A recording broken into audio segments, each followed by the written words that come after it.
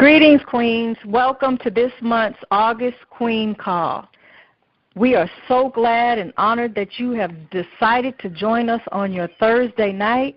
We're excited about getting started today. We have a phenomenal guest that is with us, but as always, we always start giving just thanks and gratefulness to the God who created us all. So in that, everybody, if you can take just a spirit of just gratefulness and gratitude. Oh God, I seek thy refuge from anxiety and grief, and I seek thy refuge from lack of strength and laziness, and I seek thy refuge from cowardice and niggardliness, and I seek thy refuge from being overpowered by debt and the oppression of men. O God, suffice thou me with what is lawful, and to keep me away from what is prohibited. With thy grace make me free from want of what is beside thee. And we thank you for all that you have done and will continue to do, and just continue to use us as your servants so that we may help others. In your name we pray. Amen. So greetings again, Queens. Thank you for just being on this call. Tonight we have a special guest, and that is none other than Queen Terrie Williams. And this is a phenomenal sister that we have on the line who is going to share some information, give us some insight, and share her story with us. And it's a phenomenal story that she has been advocating for just mental health and the depression and the mental health of black women and black men all over this world. And so I'll give you a little bit of bio. I know she, as powerful as this sister is, she is extremely humble at the same time. So, Sister Terrie, if you don't mind that I just kind of elevate you a little bit so these queens on this call know who you are and whose you are and your mission and your advocacy in life. So, Sister Terrie, she's from New York, and she's an American public relations strategist. She's an author. She's an inspirational speaker, a therapist, and a philanthropist. And so early in Sister Terrie's career, she took a job as a medical social worker at New York Hospital. And she had the divine privilege of meeting none other than jazz musician Miles Davis, who was her muse and encouraged her to open up her own business, which eventually became the Terrie Williams Agency. And in 1988, she founded the Terrie Williams Agency as a public relations firm. And so her first client was none other than Miles Davis and the comedian Eddie Murphy. Now, her firm provided employment training and motivational speaking for various corporations. Some of her clients you may know by the name of Chris Rock, Janet Jackson, Louis Gossett Jr., our brother Prince, who recently transitioned, the Reverend L. Sharpton, and just so many of who's who on her roster. But that is not her calling in life, just her calling in life. In 2003, she suffered from a severe bout of depression, as she was being what so many of us women on this phone call do and suffer from, and which is the superwoman syndrome. You know that syndrome where we all do everything for everybody else, and we multitask, and we give so much of ourselves, and it depletes us, and we don't see it coming, but it gets us slowly and slowly, but it gets us for sure. And she suffered from depression, a severe bout of depression, in which she had to halt her career in order to take care of herself. And since then, she's been an extreme advocate for the mental health of African Americans. And she's written 4 books. But the book that we're going to talk about today is called Black Pain. It just looks like we're not hurting. And in this book, she's examined the role of unaddressed mental health and emotional illness in spreading physical disease, substance abuse, violent crime, and broken families among the African Americans. And so we're honored and we're grateful and thankful that Sister Terrie took time out of her busy schedule to be able to give us a word and give us some wisdom and insight on how do we deal with this as women. So, Sister Terrie, thank you again for being on this call. We're so honored and grateful that you said yes. I know you got a lot of things going in your life, but you took the time out to speak to us, to give us a word. And so I know you're busy, so we're going to let you begin, sis, if you don't mind. No, I'm absolutely happy to be with all of you sisters tonight. Oh, my goodness, my heart is full. My stomach's full. I just had dinner. I know that's called too much information, but I'm honored to be with all of you this evening. Just to, to have a moment to just kind of take just to share I think that the power in all of us is when we share our stories with one another. Because sometimes, you might look at somebody and they might appear to be a certain way, like they have it going they have it going on. And you just never really know what a person is dealing with. We wear this mask every day. And bear with me one moment.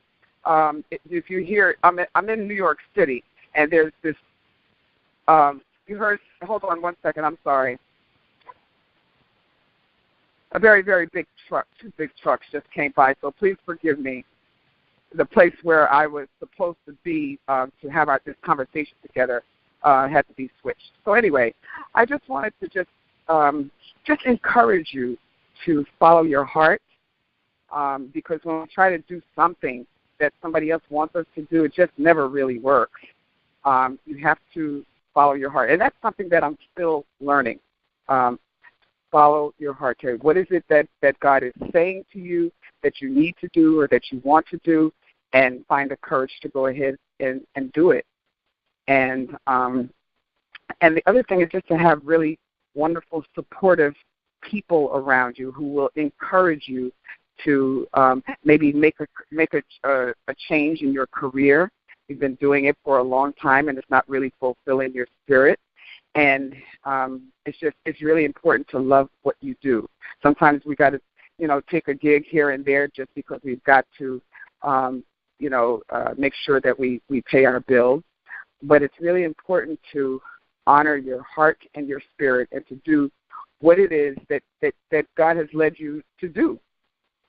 So that's one of the things that I just wanted to say to you, is just to be sure that you honor yourself, because sometimes people will try to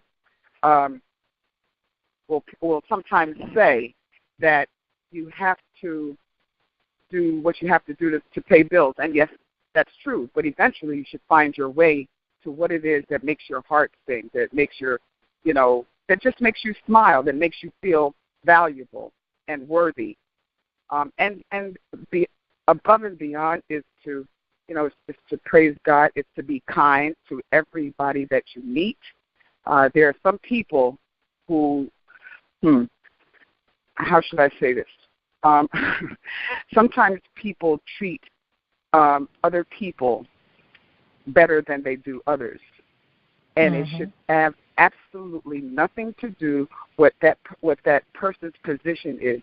Everybody, no matter who they are, whether or not they're very, very wealthy, whether or not they are a film actor, it pays to be nice to everybody, because you never know who is in a position to help you. And it just I can't even begin to tell you all how it makes me feel when somebody is acting a certain way, because it's an average person there. But then this so-and-so famous person comes on, and then comes over, and all of a sudden that person just is very geeky. And it's just, as I said, you never know who's in a position to help you. So it's to be kind to everybody that you meet. Walking down the street, like I live in New York City, and I often walk down the street uptown in Harlem, and whenever I see a brother, I always smile at a brother. Sometimes they look at me like I'm crazy, like who's she smiling at? Because so many of our brothers are taken down by police officers every time you turn around.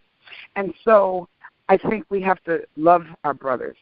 And sometimes, as I said, they'll kind of like look at me like I'm crazy, like who's she smiling at? But I want them to know that they matter. Everybody needs to know that they matter. That's right. Sometimes when I'm walking down, if I see a brother, I will smile, because I want that brother to know that he matters. They look at me like I'm crazy. What's she smiling at me for? But I just know that we need to honor them, make them feel that they do matter. And at every turn these days in Chicago, Milwaukee, so many of our brothers are being shot and killed, just like that. So just be kind. You never know where the blessing is going to come from. And that's why I just pays to be nice to people, just in general, because you never know where the blessing is going to, to come from. So that's one thing that I wanted to share with you.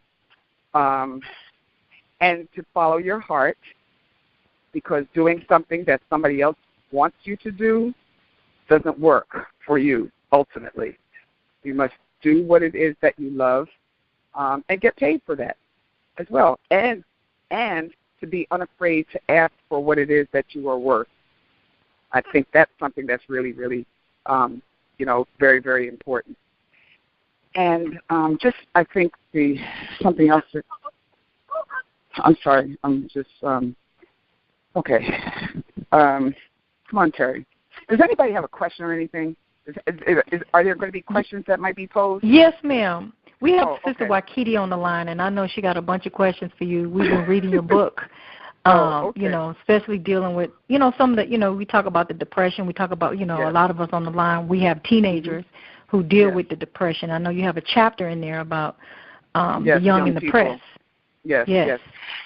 I think one of the mistakes that I think sometimes adults make is that children, they are smart as a whip. They do not miss anything, like nothing. And so sometimes a child might say to me, Mommy, are you sad? Are you angry? And we want to pretend that everything's fine. But that child is smart as a whip. Bear with me one moment. I'm going to try to get into a quiet.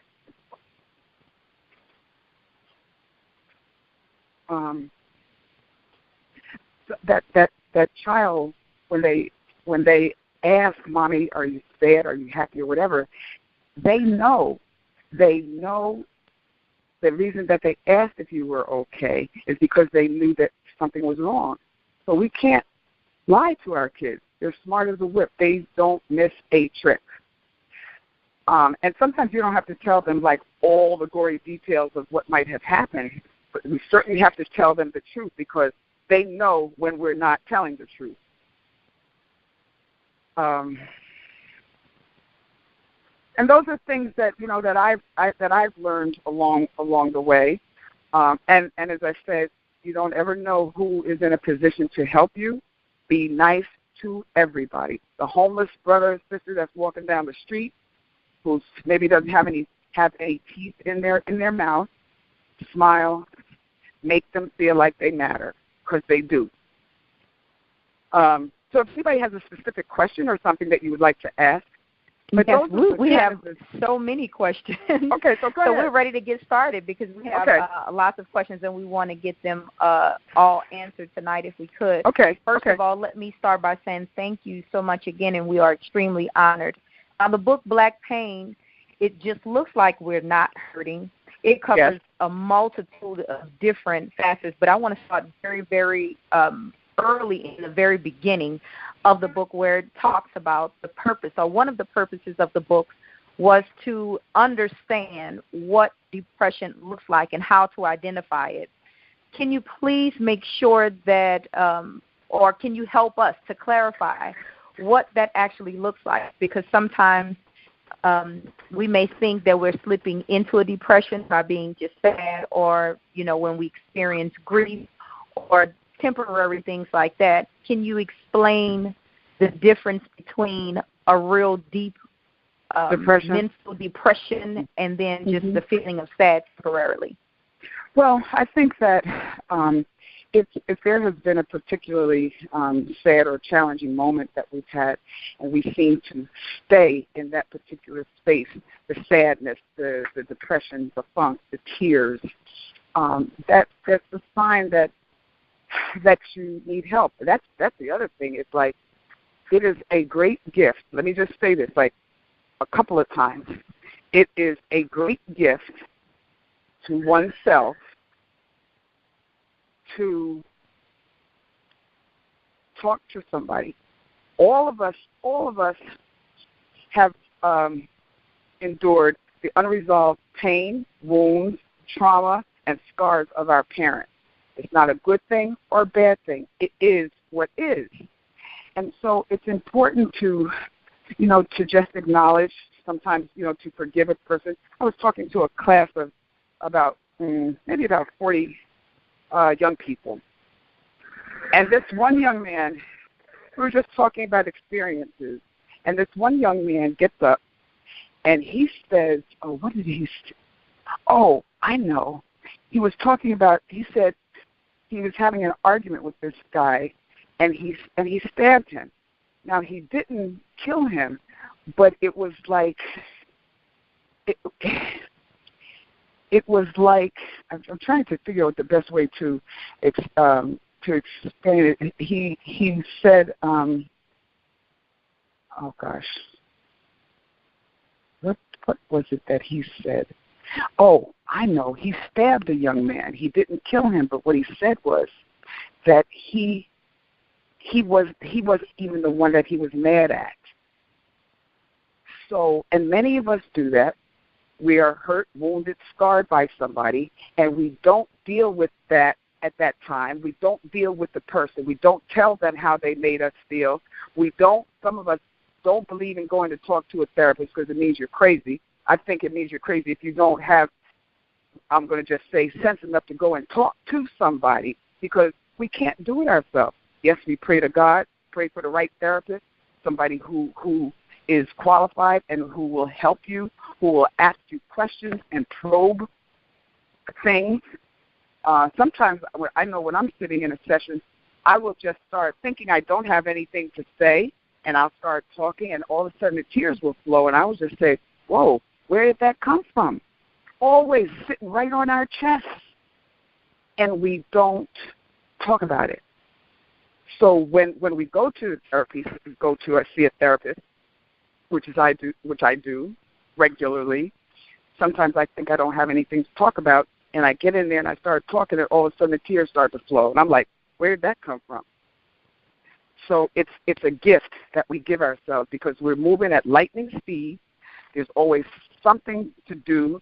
Somebody's pulling on you, and so we really have time to take for ourselves.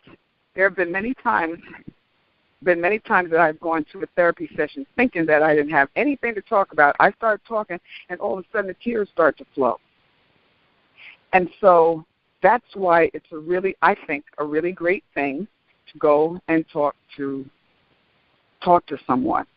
Many times I will go in there thinking, I don't really have anything to talk about today. Start talking, running my mouth about something, and all of a sudden the tears start to flow. The tears are just flowing. Yep. Yes, ma'am. Sister Terrie, let me ask you a question.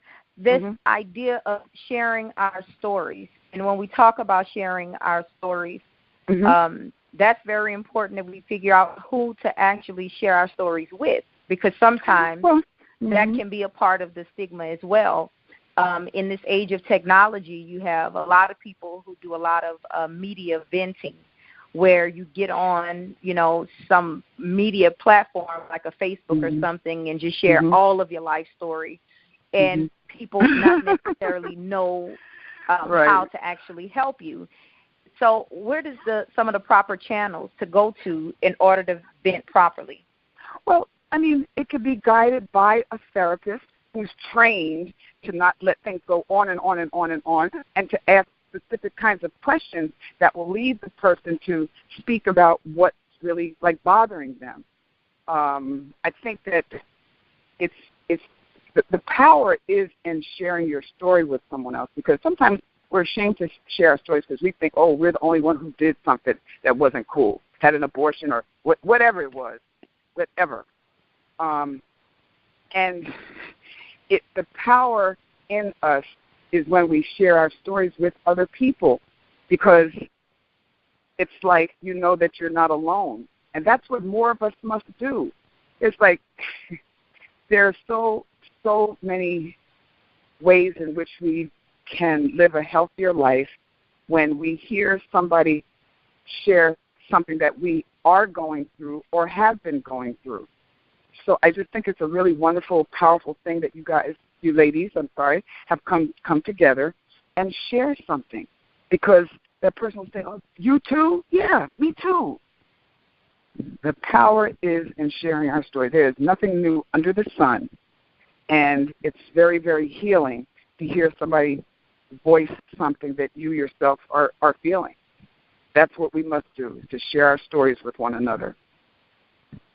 How do you deal with a friend when that friend opens up to you and there are some really serious issues that you know for a fact that you may not necessarily be able to handle? How do you deal with a friend who at this time is experiencing something that is beyond your scope yet would not take your advice or guidance? What has been some of the steps to helping friends deal with depression? I know you have a whole chapter on that. And you talk about even when actor Blair Underwood, he was sharing his story about his mom and how just different things of how people try to reduce the seriousness of the situation. How do you handle that when they don't want to take the guidance? Oh, well, first of all, to not, you can only do what you can do. You can suggest that, to talk to someone, a counselor, because it's very, very healing. The person is trained to help guide you to work through something that may have happened to you that you never really thought enough about to talk about. But, sometimes you don't even really realize that you've been wounded or scarred. But when you start sharing your story and all of a sudden the tears start to flow, oh, okay. So that's something that has really been an issue for me. But it's so important to share our stories with one another in a healing and a trusting kind of space.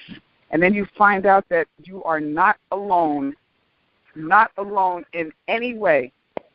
So many of us are dealing with the exact same stories. That's what's so powerful about sharing our stories with one another, is knowing that you're not alone and how another person might have conquered a particular challenge. But that's the thing, is to have a group of people. Somebody gets up, shares a story. Somebody will say, someone will, say something that reminds you of your own situation, and it's very, very powerful, very moving to know that you are not alone. Everybody is dealing with something. And I will say this, that,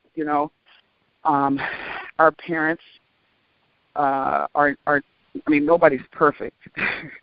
And just sometimes you just need to go and, as I said, just share your story with your therapist. And sometimes you need wisdom, insight, guidance as to how to deal it. And that's what a good therapist is for, to give you the time and space to share. And sometimes you didn't even know something was bothering you, and all of a sudden you start talking and the tears start to flow.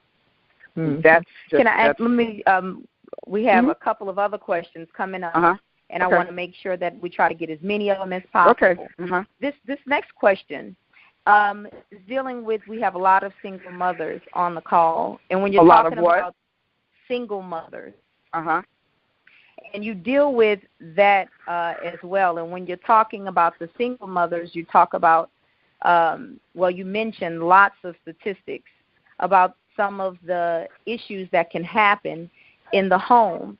How do you, as a single mother, you're striving to do your absolute best, how do you reduce your child or your situation, the chances of your child becoming one of those statistics, dealing with the stress and the burden of a single mother who may have to work 2 and 3 jobs and therefore may not necessarily have as much time, as you mentioned, to be there in the home as they would a person who maybe had two-parent homes.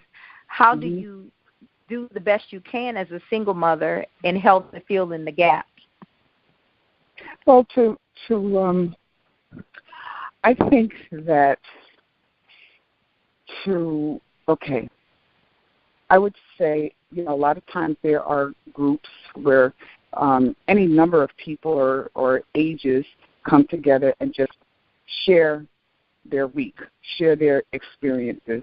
And the powerful thing about the sharing of the stories is that sometimes we think we're the only ones who have done something. But when we share our stories with each other, you hear this person, you hear a story and it's like, oh, that's me too. There's like nothing new under the sun. And that's something that, something I think that's very, very important to keep in mind, that you're not alone. If it's been said, if it's been done, if it's happened. Can you hear me? Yes, ma'am. Loud and clear. Okay. So I think that it's just important to know that you're not alone. I am so very, very, very sorry about this noise. This is New York City traffic. So it's and the other thing is to be perceptive. When you know somebody to be a certain type of person who's usually outgoing or smiling or this, that, and the other, and they're not doing that, reach out and just say, perhaps you don't quite seem like yourself today. If you feel like talking, I'm open to do that. Or you can just send the person a note, an email, or something that just says, you didn't quite seem like yourself today. Just wanted to let you know that I was thinking about you and praying for you. Those are the kids, because sometimes it's not even appropriate to ask. You know something is wrong and just say, if you ever want to talk, I'm here. But we have to pay very close attention to what people don't say and how they carry themselves. You can really transform somebody's life by doing that. Sending a note to somebody for other than the fact that I'm thinking about you. You might be the only person that day, that month, who said that. So we have to lift each other up, and what we put out into the universe really, really comes back to us 100-fold. And we can't be afraid to, it's hard to sometimes apologize when you know that you have said or done something wrong, but it's important to be able to do that. Or send a note and just ask people, forever I am doing this. Somebody I haven't seen in a long time, I will send a note and just say, thinking about you. And I might have a little cartoon or something that I might send that would make them smile. But that we're on the planet to hold each other up. That's what we're here for. And you have to protect yourself, because sometimes people don't know when to stop talking. Sometimes people are like going on and on. You want to give them a safe place, and then they just are talking. And you want to help, but you also know that you need to protect yourself. You first. There's absolutely nothing wrong with putting you first. We have to put the oxygen mask over our own mouths first before we can help anybody else. Don't feel badly about it. You have to be first in order to help someone else. And as I said, it's just, that's what it is you have to do. You have to honor yourself. But just think about maybe someday just having, 5, 6, 7 women together, and brothers too, because they need a space. They need a place to talk too. Because, that's the whole macho thing. You don't cry. You don't talk about your problems. But it's really, really, really important to create a safe space for them too. Yes, ma'am. Sister Terrie, I remember when you shared you keep going back to making sure that you're having this space, and how it affected your family, and how they didn't even know what was going on. Oh, right. Until they actually read the Essence article, So what are some of the signs that we can look for or know in our loved ones when something is going on that we need to intervene? And would you have even wanted them to intervene? Sometimes you don't necessarily. I think that when there's a commercial, when like it usually involves traffic situations. That if you see something, say something, and that's one of the things that have always kind of guide me. When you see something, say something. And if you don't feel comfortable saying something, or if you think that you're intruding, then it's about sending. Bear with me one moment.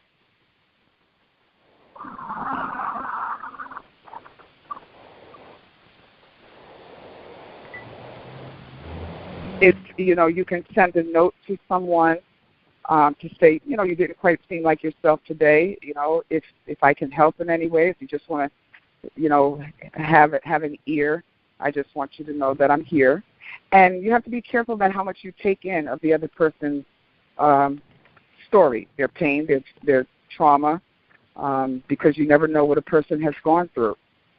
And that's, sometimes we ourselves fly off at the handle when it has nothing to do with that person, but it's something that you have, experienced and never really dealt with. So people Sister lash Terrie, out at this is, Mm-hmm. I know that you went on a journey being the superwoman that you are, representing all these people. You are a superwoman, and you're a superwoman on so many levels, and you're a trailblazer on so many levels. But here's the thing: you will die. We will die trying to be a superwoman because there is no such thing. We aspire to that, and that's something else. We look at somebody and we sometimes become envious of somebody because you think that they are doing X, Y, and Z, but we don't know at what cost. Well, tell your story. Share your story, Sister Terrie, because a lot of the women on this call don't know what your story is, but it's a profound story that, as a result, you wrote this beautiful book that helped so many people and that, stopped us in our tracks. Well, I think the thing is that most people don't really pay attention to their moods and their feelings. And sometimes there's so many things that are stored up inside of us. That's a great value, because I know that there are a lot of people who belong to the church and they say that God is all they need. I believe that God puts the right therapist in your life. That's what I think. He puts the right people in your life to help you. And there are people who have the ability to ask certain questions, to talk about certain things that will lead you into a moment that triggers something in you that happened to you. So what happened with you, sis? Well, no, I just was sad all the time. I just depression. It was like not that anything happened as such to me. I just was overwhelmingly sad, and I just knew that something was wrong. And so I decided. I think this was when I was in college. I decided to go and to talk to one of the counselors because I knew something was wrong, and I was in a lot of pain. So that's what I just knew, that I was sad all the time, and it kept me from being my best self. And so I knew that I needed help, and it's the best thing that I've ever done in my life. We can't figure all this stuff out by ourselves, Yes, ma'am. And we need people in our lives to help guide the conversation. And we have this, all of a sudden we have this realization. You know what I mean? Yes. So what are you doing now, sis, in your advocacy for mental health? I'm sorry? I know you wrote the book and you continue to fight. You are a mental health advocate. I just think that there's not one person on the planet who doesn't need some kind of counseling or talking about things that might have been very, very deep-rooted, and you didn't even know something was bothering you like that, and then you started talking, and then tears started to flow, and you say, like, oh, bear with me one moment. And then you just are in a position where you're trying, like, where did that come from? Right. There's so many things that are deep-rooted. And that's why there's something very powerful about talking to friends and people that we don't know. We are all dealing with the same yet different kinds of issues in our lives. And the thing is that people, I think a lot of people forget, all of us on the planet inherit the unresolved pain, wounds, trauma, and scars of our parents. It's not a good thing or a bad thing, but it is what it is. every last one of us have inherited our parents' stuff. Yes, ma'am. So, sis, I know that our time with you is up, but I just wanted to reach out to the sisters and let them know that they can purchase your book on Amazon, Black Pain. It just looks like we're not hurting. I encourage everybody on this phone call to support Sister Terrie. The information that's in it, extremely profound, extremely helpful. If you can buy 2 books and give it to somebody that you may know, I promise you this book will help you, because that's exactly what I did. I bought one for myself and I bought one for another sister. So, Sister Terrie, we truly appreciate you taking the time out of your busy schedule to talk with us and give us your wisdom and your experience that you've encountered with these issues. And we look forward to talking with you and working with you and whatever we can do to help you on your advocacy mission. Just please include us at all times. I want to just say this, that what's significant about us having this conversation and sharing our stories with each other is that we find out that we're not alone.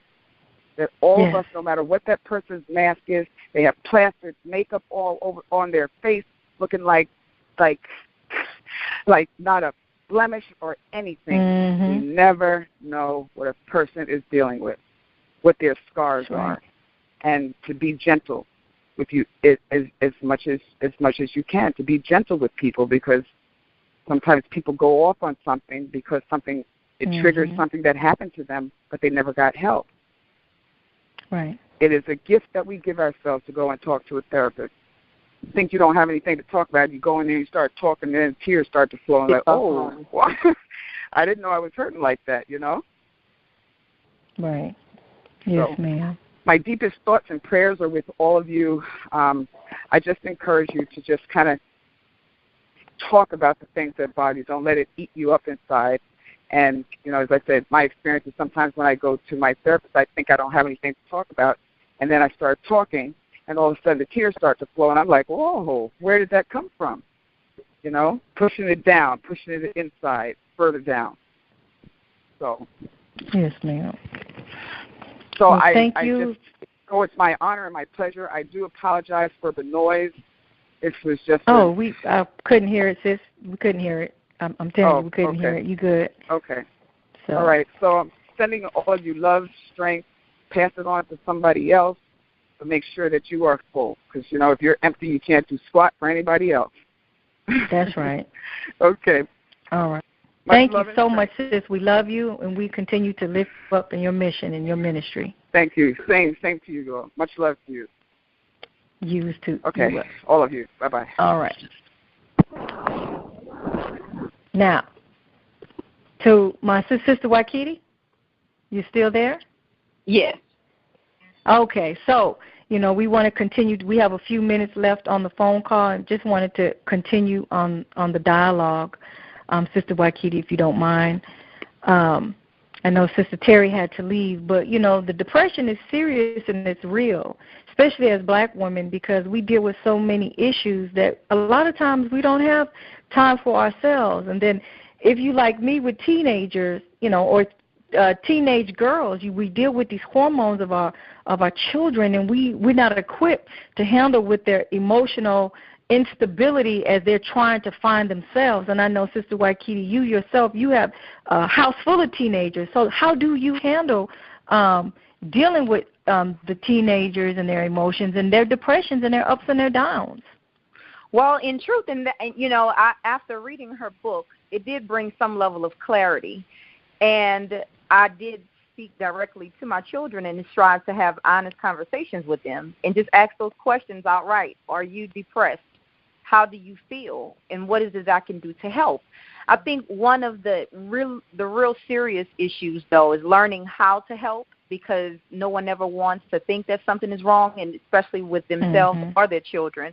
Because of our egos, we think that that's a problem to be blemished, when in truth it's very, very healthy. One thing I can agree that she mentioned was to have different support groups, but it's important that you figure out who belongs in your circle that is going to help elevate you and support you in the way that you need. Because everybody that's there is not really on your side. They shouldn't be on your front row, but they are. And so we have to learn how to decipher when it's not really good to your soul, when it's not good for your spirit and your energy, to start moving people around that may not be somebody that we can trust when we're talking. But as far as the children, just trying to stay really, really connected, striving to stay open, being transparent with them, and getting staying humble. I don't want to say staying humble and remaining humble, that you don't know all of the answers. Just because I'm mom, I have made mistakes, and so it's okay for me to apologize as well. And if I hurt you in any way, if I'm causing this pain, let's talk about it, and that has been my strategy in dealing with them. And I do have a strive to have a really good prayer life as well. That helps when you don't know all of the answers, to try to find that from a spiritual base, because that helps too. So if there are any other questions or comments, you can feel free. There is. We have one person who asked, she asked, what is the difference between situational depression and clinical depression, referring to she was in a relationship, and it caused her to be just totally depressed all day long, all the time. And as soon as she got out of that relationship and moved on, she realized that she wasn't depressed anymore. And so how do you tell the difference between the two? Because when she was in a relationship, she wanted to kill herself. That happens. And I've been there, and I can raise my hand on that one. And I think we all can. But that's really, in truth, that's just God's way of him trying to tell you that that's not the right person to keep it moving. That's all that is, because anything that's not giving you life is doing the exact opposite. That's causing you death. And when it's causing you death, immediately you need to start moving around, because this is not the place for you. Anytime you're dealing with love, it's going to give you energy. It's going to give you fire. It's going to have this level of joy to it. And not all the time. I don't want to have any of the callers to think that we're being fake, because everybody in here has been in a relationship as a woman. And sometimes we're working on our second marriage, our third marriage, and all of that's okay. Because sometimes it may start a certain way, but then it turns in, for left, as they say. It goes left. And that's okay. We have to give ourselves permission to know when it's time to move on. And I heard Lauryn Hill say this, the reason why cars have a steering wheel is because sometimes you may go in one direction, and it's okay to turn around and go in the complete opposite. I made a mistake, or maybe it wasn't a mistake. Maybe it wasn't a regret, but maybe it served this purpose. And once it served this purpose, my spirit is going to let me know. My soul is going to let me know, because I'll start feeling, and it's always innate. That's the God in me talking to me, telling me that it's time to move on.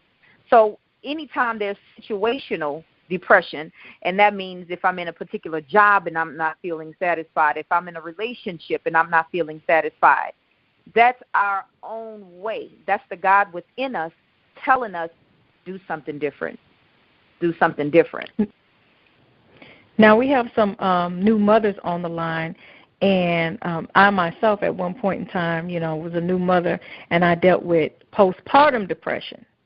So, and that's real. And a lot of, as black women, no one really talks to us about postpartum depression or handling the pressure of being the new mother or being the mother with a bunch of children.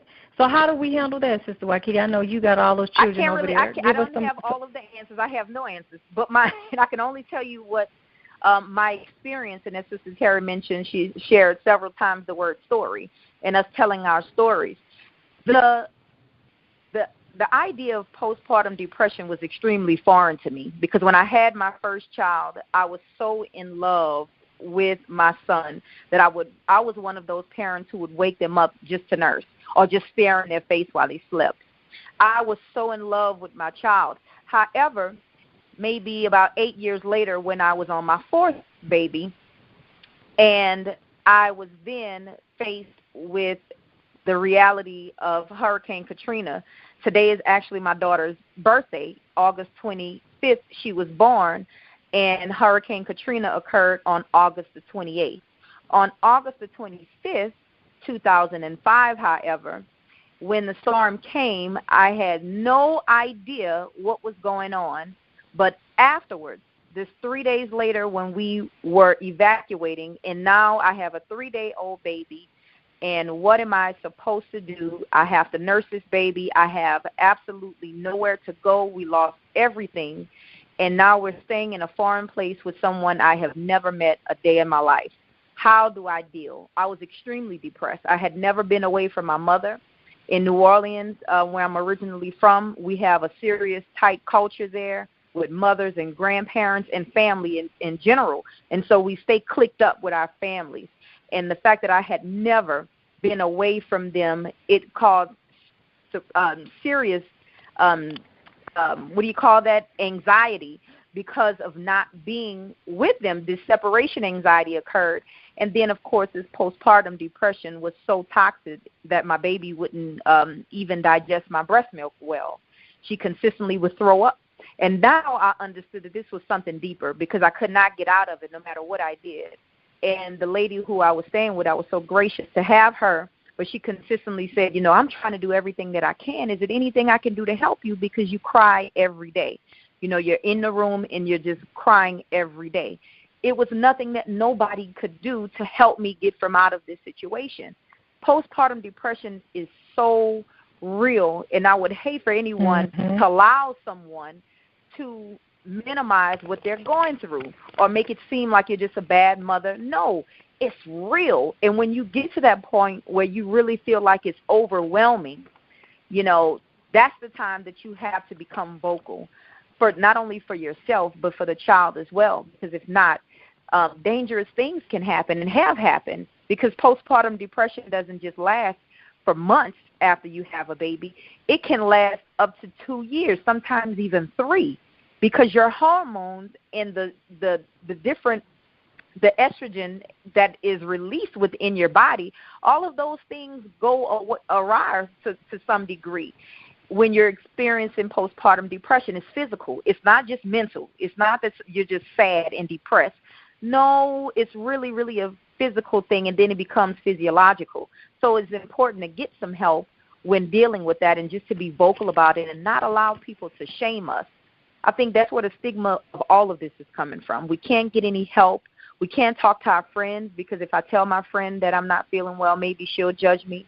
I can't talk to, my family, because they'll think that something is wrong. And so there is a huge stigma that deals with all types of depression that goes on in the Black community. And when you have real serious issues mentally, that becomes a laughing stock, and people just laugh it off as, that's my crazy aunt, or that's my crazy friend, and even use the word crazy and then laugh behind it, and it's not a laughing matter. We have to take this as serious as it is because it becomes a dilemma. The craziness, quote unquote, starts to become generational, and you'll see that those schizophrenic traits start to be passed on from mother to child, and then to their children, and then to their children, and then everyone that suffers, you'll start to see that scientifically you can trace those genes, and you'll see it just as easy as you would diabetes or heart disease or high blood pressure. You'll start to see that there are very, very serious indicators of people who do not know how to handle stress well, who do not know how to ask for help properly, and they'll become overly stressed, and then you'll start to see some of these serious problems start to surface. Yes, ma'am. Yes, ma'am. So, the bottom line in all of this is that, depression is not a stigma or something that we should be shamed or we should be hiding behind or afraid to talk about. And then the biggest thing you talked about is about sharing the story, sharing your story. When you share your story, you never know who has the same story that you have, So that's important. I so agree. I know she said that was mm-hmm. really, really interesting. I mean, she said it multiple times, but the point I understood. Because it is that serious, though. It is that serious that we do share our stories. I can remember talking to one of my students because a student came to me and told me that they wanted to kill themselves. And I hear that quite often, really, from teenagers. And I don't always take it lightly, but I understood the place where it was coming from because I shared my story. And I said, when I was your age, I did the exact same thing. And they started laughing when I started actually telling the story. And I said, I wanted to kill myself. And I told them that I took all of these pills. And then I went and told my mother because I was looking for that attention. Ma, I just tried to commit suicide, all very, very dramatic. And, what did you take? About 5 Advil. And she was like, well, you want to kill yourself or you have real serious cramps? And, we're talking, but that opened the way. I was becoming very dramatic about it. But that was just a sign for attention. And Miss Williams, mm-hmm. Terrie Williams, actually talks about that in her book, how sometimes we do that. You'll have children that just say, I wish I wasn't born. Or, I hate myself. Or I hate you. Those things are real. I know I've heard all of them. And that is not the best place to be in a position where you have a child that you gave birth to and that you love tell you wish that they were not born. That's so hurtful. But it's just a real issue. Now this time for us to open up some levels of communication. What's really going on here? Do you really need a hug? Do you feel like I'm not hearing you? Are you just being dramatic as I was? Or is there something that's even deeper that needs some real serious attention that I can, now I need to start seeking attention for you in a different route. And those things are always masked by smoking, by drinking, by being promiscuous, all of those things, because something else could have happened that they didn't know. We know, of course, in the black families that you have a lot of incest. A lot of situations happen where girls and boys have been molested and raped by people in their own homes. And sometimes, unfortunately, it's even worse when you tell somebody and then the mother decides to choose that man over you. You want to kill her and everybody else. But you don't have the strength. You don't have anywhere to go. And so you have to stay in the same house with your rapist, your molester, and the woman who turned her back on you. That happens so often in our communities. And if we're not there to kind of cover down for each other, as she said, I could understand exactly what she said when Ms. Terrie kept talking about, being kind, because you never know the real struggle that somebody's facing. You don't know they're fighting when they're going home. You have no idea. None of us do. And even the people who have it together, even the people on the call, even me, as I'm talking now, but before I actually had the call, in order to get my mind right, I had to go and I said a prayer. Not only did I say a prayer, I started praying so hard that I started crying uncontrollably and could not stop for 30 minutes. I didn't know that I was in pain, and I really started, as I started praying and the pain was kind of arising, it was really just out of a need to just say thank you. I didn't even realize that I was reflecting on my child's birth and all of the conditions that had happened those 10 years ago in New Orleans. Had I not really been honest and open in that space, and at that time, I really would not have had that experience to even be aware of it, if you understand what I'm saying. Sometimes we have to get silent and we have to get still and know, let me address me for a minute. Let me turn off the television. Let me get off my social media, and let me address me for a moment. And that sacred time, just between us and God, that's how we honestly start to hear if there's something wrong, because something is going to tell us instinctively. We're going to know something is wrong and something is deeper here. And unfortunately, sometimes we can control it and sometimes we can't. However, it's always good to have someone else, as she shared multiple times, to have someone else in a group to vent to. And I'm very, very excited about next month's call, because we'll have the absolutely phenomenal Sonny Patterson, who's going to talk on that topic about the importance of us as women sharing our story. If you don't know who Sonny Patterson is, oh, my God, please Google her. Look her up on YouTube. She's an absolutely phenomenal talent from out of the city of New Orleans. She's, of course, moved to Atlanta. Houston, all over, but she's traveled all over the globe, even Alaska, Africa, on different continents, sharing her gifts. She's worked with Terrie Williams. She's worked with, she was on Jimmy Fallon. Terrie Michelle, Jay-Z. She's absolutely phenomenal, and she's going to talk about the importance of us sharing our story and just the healing power that comes from that. Because it's so healing when you can tell something that somebody else thinks that you should be embarrassed about. That's when it's really healing. Oh, no, you don't have to tell somebody that you did this to me. I'm telling it myself. I'm freeing myself up. And when you share those stories and you start giving yourself courage and you start empowering yourself to know that this is where I was, but now I've made it to this, you start looking at yourself as a superhero. And when you become the superhero in your own life, it's only a matter of time that positive energy draws other people to you, and they want to know how to get down with you as a superhero. They want to know how you can touch them and have that same power emanating from their own lives. And everybody can have it if they're just open enough to share their story. So thank you all so much for joining us on this call, understanding that black pain, it just looks like we're not hurting, but we all are. And it's okay if the sisterhood is activated and we're all together, we're all in tune with one another, we can get through it. And I think that is the ultimate takeaway tonight, just knowing that the fact that you're on this call shows, and hopefully we have shown you, that we are committed to your healing as well as ours, and that any topics that we need to address, please feel free to place them on our page on queendomcome.org